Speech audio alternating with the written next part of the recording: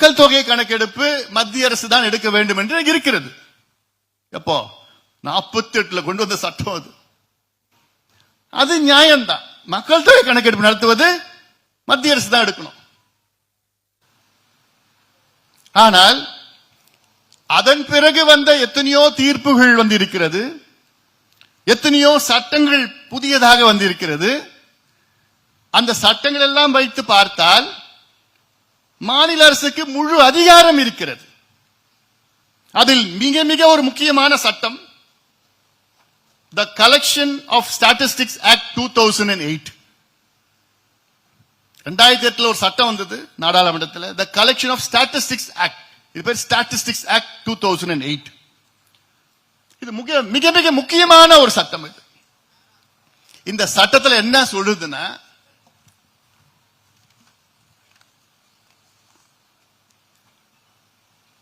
definition இந்த சட்டத்தில், in this act unless the context otherwise requires, agency includes a person or persons engaged by the appropriate government directly or by outsourcing for collection of statistics.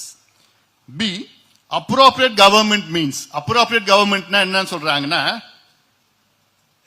1, any ministry or department in the central government. 2, any ministry or department in the state government or union territory administration. 3, any local government, that is panchayat, municipality, as the case may be. என்ன சொல்றாங்க?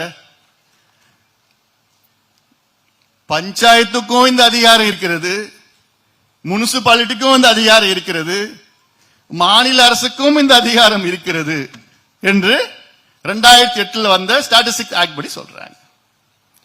அப்ப உங்க கடமையை நீங்க ஏன் தட்டி கழிக்கிறீங்க? அதுக்கு மேல சொல்லுது இந்த சட்டம்.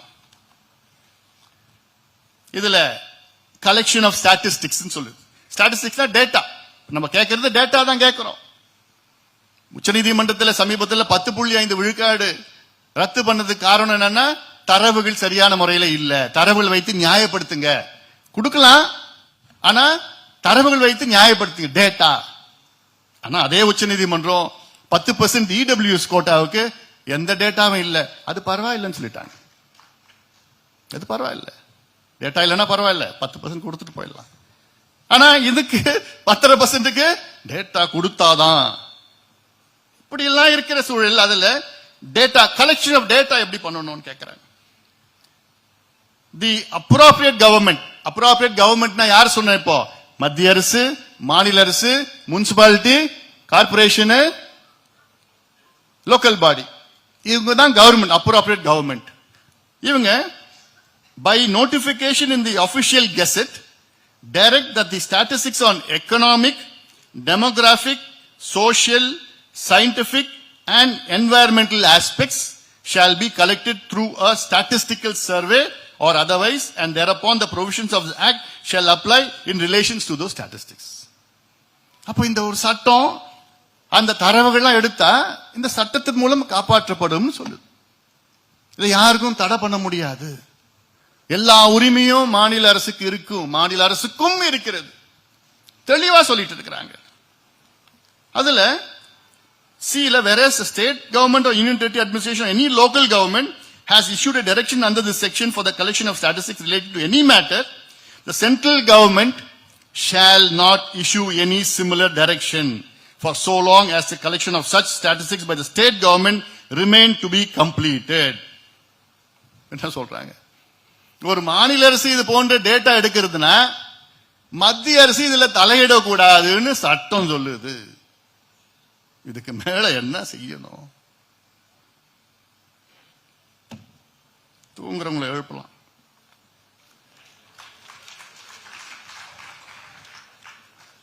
அடுத்தது அது பெனல்டி அஃபென்சஸ். அதுல பெனல்டி போடுறான், என்னென்ன பெனல்டி எல்லாம் இருக்குது. அதெல்லாம் சரி, இது ரொம்ப வேண்டாம், இது போதும், இது ஒண்ணு இருக்கு. அடுத்தது இது என்ன? இது இப்ப பீகார் சட்டமன்றத்தில் நிறைவேற்றப்பட்ட ஒரு தீர்மானம். அந்த தீர்மானத்தை மத்திய அரசு முதலமைச்சர் அவர்களும் அனைத்து கட்சிகளும் மத்திய பிரதமர் அவர்களை சந்தித்தார்கள். பீகார்ல நீங்க எங்களுக்கு ஜாதிவாரி கணக்கு நடத்தணும்னு கேட்டாங்க. மத்திய அரசு இந்த பதிலும் சொல்லல. அமித்ஷா பார்த்தாங்க, ஹோம் மினிஸ்டர் பதில் சொல்லல. பிறகு மீண்டும் ஒரு தீர்மானம் போட்டு சட்டசபையில ஒரு தீர்மானம் வைத்து அப்புறம் கேபினெட்ல முடிவெடுத்து நாங்களே நடத்துவோம்.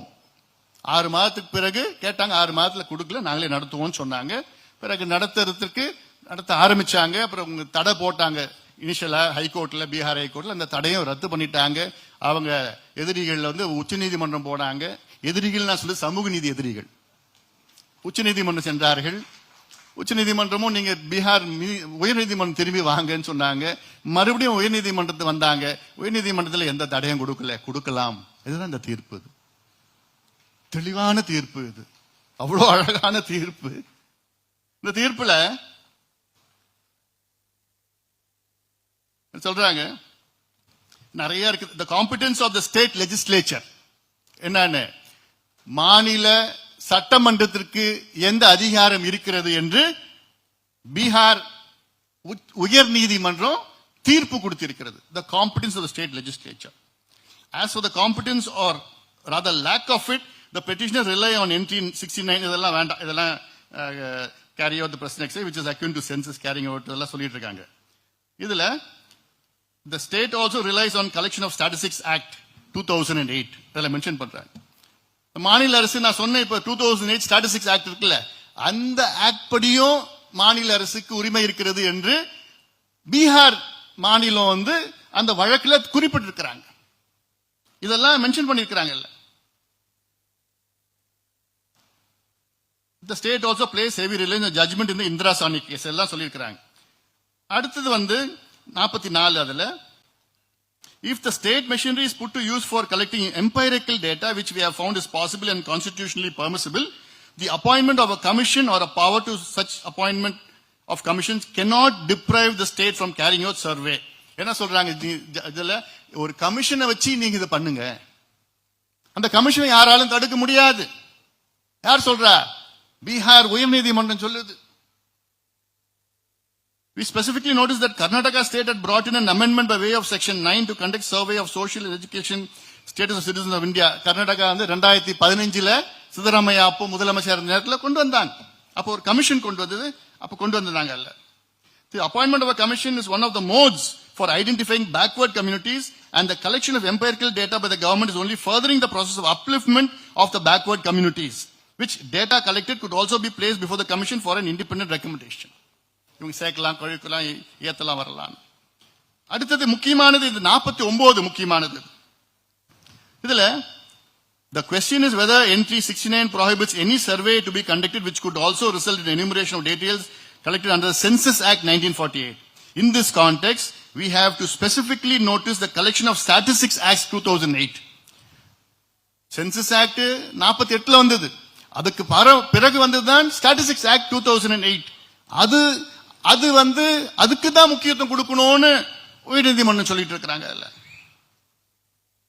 which specifically defines statistical survey as a census. அதாவது Census Act Statistical Act 2008 என்ன சொல்லுதுன்னா, defines statistically survey as a census or survey whereby information is collected from all the informants in the field of inquiry or from a sample by an appropriate authority under the act. The words census and survey have been used interchangeably with reference to appropriate governments of the union, state or union territories, making it very clear that inclusion of census under entry 69 does not prohibit any state government from collecting live data as collected in a census for the purpose of implementing welfare schemes within the state and also carrying out affirmative action. இதுல தெளிவா, இதுக்கு மேல தெளிவா யாரும் தீர்ப்பு கொடுக்க முடியாது. இந்த தீர்ப்பை உச்ச நீதிமன்றத்துக்கு போனாங்க. இந்த தீர்ப்பு வந்த பிறகு இந்த சமூக நீதி எதிரிகள்லாம் உச்ச நீதிமன்றம் போனாங்க. உச்ச நீதிமன்றம் என்ன சொல்லிட்டாங்க, எங்களால பீகார் உயர்நீதிமன்றம் சொன்ன தீர்ப்பை எங்களால மாத்த முடியாது, தடை கொடுக்க முடியாது. அந்த தரவுகள்லாம் வெளியிடத்துக்கு தடை கிடையாது, வெளியிடலாம் என்று உச்ச நீதிமன்றம் சொல்லிட்டாங்க. இப்படி இருக்கிற சூழல்ல அப்ப உங்களுக்கு என்னதான் பிரச்சனை? ஏன் இதை அறிவிக்க மாட்டீங்க? அதுல 62ல வருது. It is thus crystal clear, தெளிவா இருக்குது 62ல that identification of the backward communities has to be made after a survey of the entire populace, and majority judgment did not find any fault with identification of caste, which would represent explicit identifiable social classes groupings, especially when very intention of article 16(4) was to ameliorate social backwardness. அரசியல் சாசனத்துல 16(4)ல சமூக பின்தங்கிய நிலையை ஒழிக்க வேண்டும் என்று constitution of இந்தியாவில் இருக்கு. அதற்கேற்ப சட்டங்கள் எல்லாம் இந்தியாவில் இருக்கிறது. அதற்கு நீங்க என்ன வேணும்? டேட்டா வேணும். டேட்டா வைத்தால்தான் நம்ம அதை திட்டங்கள் கொண்டு வரலாம், சமூக நலத்திட்டங்கள் கொண்டு வரலாம். இப்போ ஒரு உதாரணம் சொன்னார் நம்ம அசோக் வரி ஷெட்டி சொன்னார், அழகா சொன்னார். நீங்க எல்பிஜிக்கு எல்லாம் கணக்கு எடுக்கிறீங்க, 1000 ரூபாய் கொடுத்தாங்கல்ல. முதல்ல என்ன சொன்னாங்க? 2,03,00,000 பேருக்கு எலிஜிபிள் சொன்னாங்க. அப்புறம் சர்வே பண்ணாங்க. சர்வே பண்ணி என்ன பண்ணாங்க? 1,06,00,000 10 லட்சமோ 20 லட்சமோ 6 லட்சம். அப்போ 1 கோடி பேரை குறைச்சிட்டாங்க. இது நீங்க 1000 ரூபாய் கொடுக்கறதுக்கு. அப்போ இதே தானே நீங்க இடஒதுக்கீடுக்கும் இதே தானே நீங்க செய்யணும். இடஒதுக்கீடு இவ்வளவு நாளா கொடுத்துட்டு வரீங்க. இடஒதுக்கீடு கொடுக்கிறதுக்கு அந்த இடஒதுக்குள்ள சில சமுதாயங்கள், முன்னேறிய சமுதாயங்கள் இருக்கிறாங்க, சில சமுதாயங்கள் எல்லாத்தையும் தட்டிட்டு போறாங்க, சில சமுதாயம் ஒண்ணுமே இல்லாம போகுது. அப்ப நீங்க இடஒதுக்கீடு கொடுக்கிறது நன்மையா, நன்மை போய் சேரலையான்னு எப்படி உங்களுக்கு தெரியும்? தமிழ்நாட்டில் நாங்க 69 விழுக்காடு இடஒதுக்கீடுன்னு சொல்றது பெருமை கிடையாது. தமிழ்நாட்டில் அந்த 69 விழுக்காடு இடஒதுக்கீடு எந்தெந்த சமுதாயம் என்ன நிலையில் இருக்கிற அவர்களுக்கு அதற்கு உள்ஒதுக்கீடு மாற்று திட்டங்கள் எல்லாம் கொண்டு வரணும்.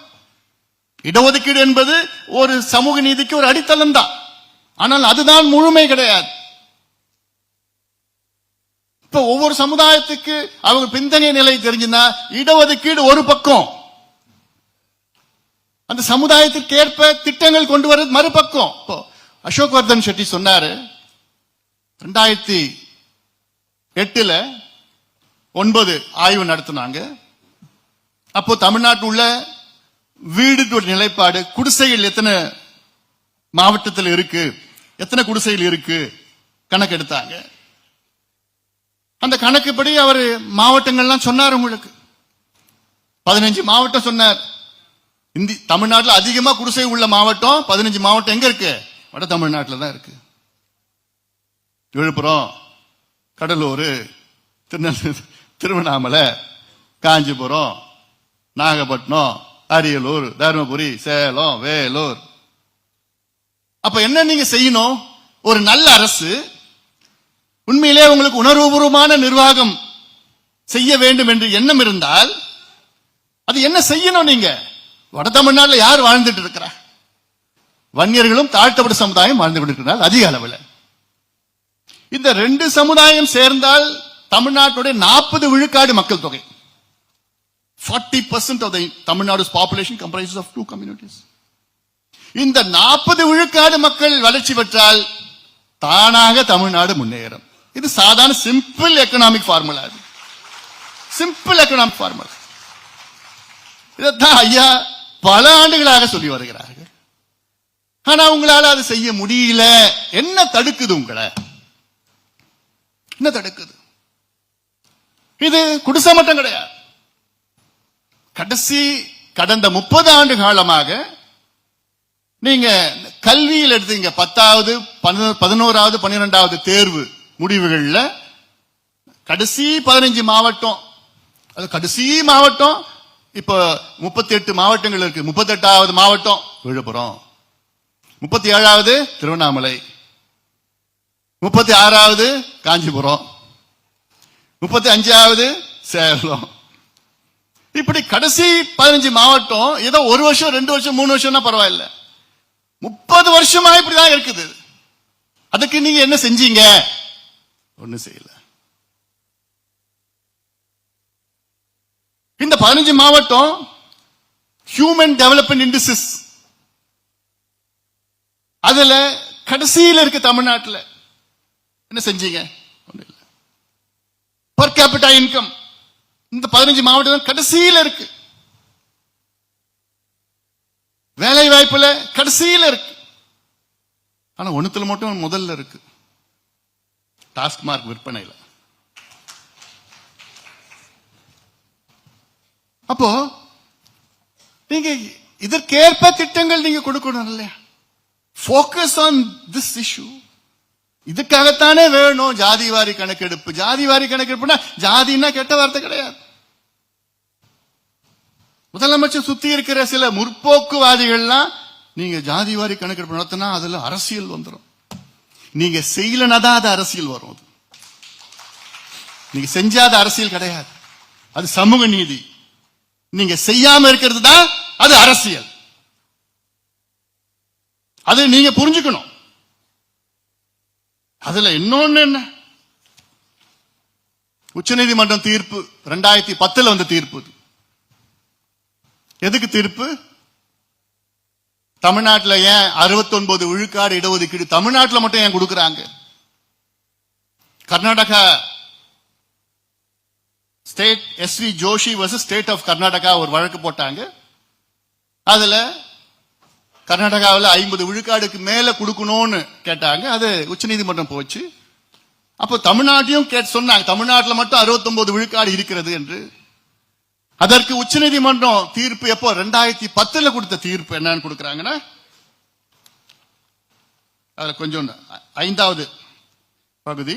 Therefore, உச்சநீதிமன்றம் சொல்லுது, therefore, keeping in mind the said parameter, we direct the state to place the quantifiable data before the Tamil Nadu State Backward Classes Commission, and on the basis of such quantifiable data, amongst other things, the commission will decide the quantum of reservation.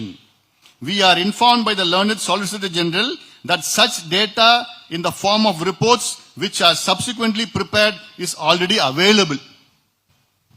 இது பொய். Available இல்ல. இதுதான் நம்ம ஷெட்டியும் சொன்னார். ஜனார்தன் அப்போ வந்தாரு. அவர் என்ன பண்ணாரு? Janardhan BC commission chairman.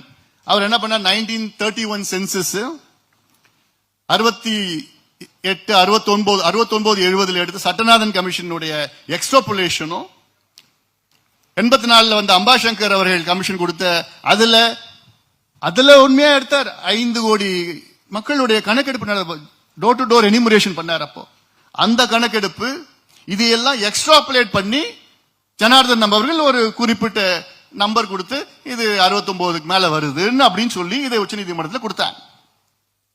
அப்போ consequently these writ petitions stand disposed of with a direction to the state government to revisit and take appropriate decision in light of what is stated above.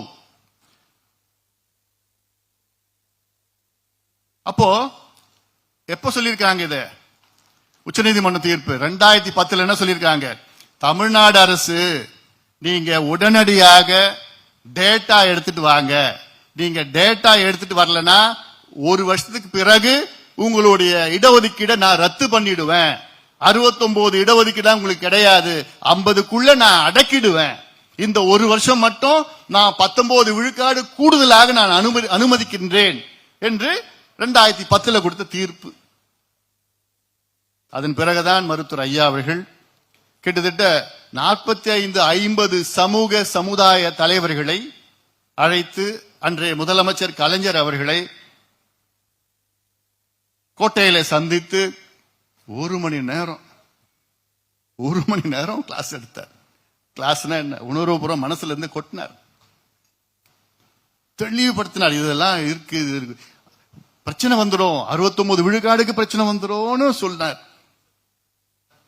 நல்லா கேட்டுக்கிட்டார் கலைஞர். அப்படியா, போங்க நான் பாத்துக்கிறேன். ஒன்னும் ஆகல. அதன் பிறகு 2012 ஜெயலலிதா அந்த அம்மா வந்தாங்க. அவங்களையும் போய் பார்த்தார்.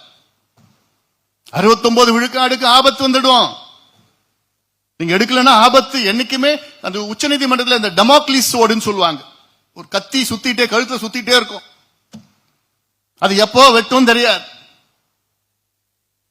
அது திடீர்னு நீதிபதியை பொறுத்து தான்.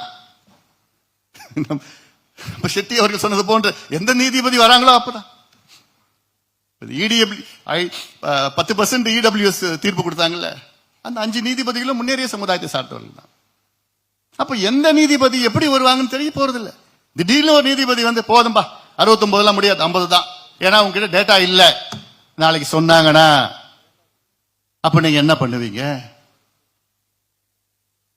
அதைத்தான் நாங்க இவ்வளவு வருஷமா சொல்லிட்டு வரோம், கெஞ்சுறோம், சொல்லத்துல கெஞ்சிட்டு இருக்கிறோம். இது ஏதோ வன்னியர்களுக்கோ வேற எந்த ஜாதிக்கு தனிப்பட்ட முறைய பிரச்சனை கிடையாது. இது தமிழ்நாட்டினுடைய பிரச்சனை, தமிழ்நாட்டுடைய சமூக நீதி பிரச்சனை. இதை மக்கள் புரிந்து கொள்ள வேண்டும். அதுக்காக தான் ஐயா அவர்கள் இது போன்ற கருத்தரங்க நடத்த சொல்லி இருக்கிறார்.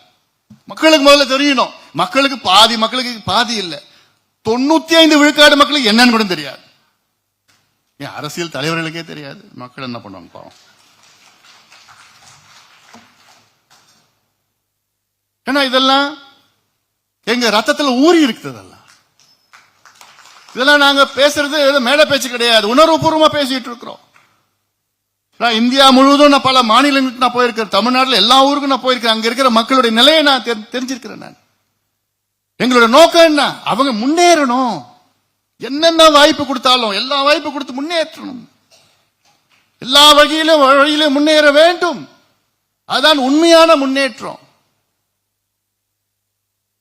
சும்மா போயிட்டு ஒரு திட்டம் அறிவிச்சு அடுத்த தேர்தலுக்கு இந்த திட்டம் பயன்படுமா? அதுதான் இவ்வளவு காலமா பண்ணிட்டு இருக்கிறாங்க. அடுத்த தேர்தலை பார்க்காதீங்க, அடுத்த தலைமுறைகளை பாருங்கள். போதும், நிறைய படிச்சுட்டேன், போதும். இன்னொரு லெட்டர் சிஎம் மோடி அவர்களுக்கு எழுதின லெட்டர் படி சொல்றாரு, போதும் தெரிஞ்சு போச்சிடலாம். சொல்றார், அதுல நம்முடைய முதலமைச்சர் சொல்றாரு இந்த லெட்டர்ல, பிரதமருக்கு எழுதின letter, some state governments like Bihar have made good attempts to this direction by successfully conducting a caste-based survey and some have announced such steps. அதாவது பீகார் வந்து இதுல ஜாதிவாரி கணக்கெடுப்பு நடத்திட்டாங்க. யாரு? நம்ம முதலமைச்சர் பிரதமருக்கு எழுதுற கடிதத்தை சொல்றார். பீகார்ல நடத்திட்டாங்க, சில மாநிலம் அறிவிச்சிருக்கிறாங்க. கர்நாடகா அறிவிச்சிட்டாங்க, ஆந்திரா வந்து நவம்பர் 15 இருந்து எடுப்போம்னு அறிவிச்சிட்டாங்க, தெலுங்கானா நாங்க மீண்டும் ஜெயிச்சா வந்துருவோம்னு சொல்றாங்க, ஒரிசால ஜூன் 1 இருந்து அறிவிச்சிட்டாங்க, ராஜஸ்தான்ல வந்து அவங்களும் வந்து அறிவிச்சிட்டாங்க நாங்க அடுத்த முறை வெற்றி பெற்றால் கொண்டு வருவோம். மகாராஷ்டிரா ஒரு மாதிரி தீர்மானம் போட்டிருக்கிறாங்க, பல சட்டமன்றங்கள்லாம் தீர்மானம் போட்டு இருக்கிறது. இதெல்லாம் நடந்திருக்குது, அதெல்லாம் குறிப்பிடல, பொதுவா சொல்லியிருக்கிறாரு.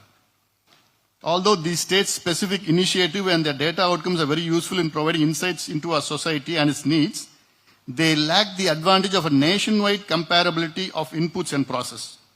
நீங்க தமிழ்நாட்டில் நீங்க இடஒதுக்கீடு கொடுக்க வேணும்னா உங்களுக்கு ஆந்திரா பத்தி என்ன கவலை? உங்களுக்கு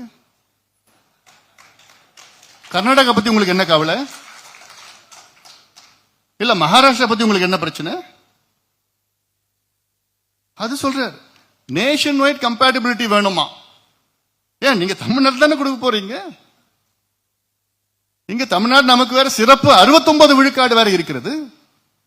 இதுக்கு உங்களுக்கு மத்த மாநிலம் எப்படி போனா உங்களுக்கு என்ன இருக்கு?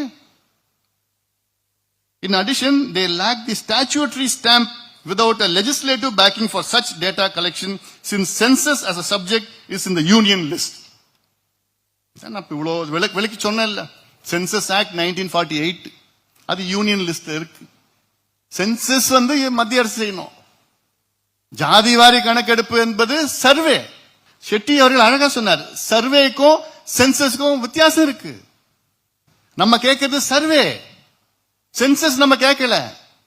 சென்சஸ் மத்திய அரசு தான் செய்யணும், மாநில அரசு சர்வே பண்ணலாம்.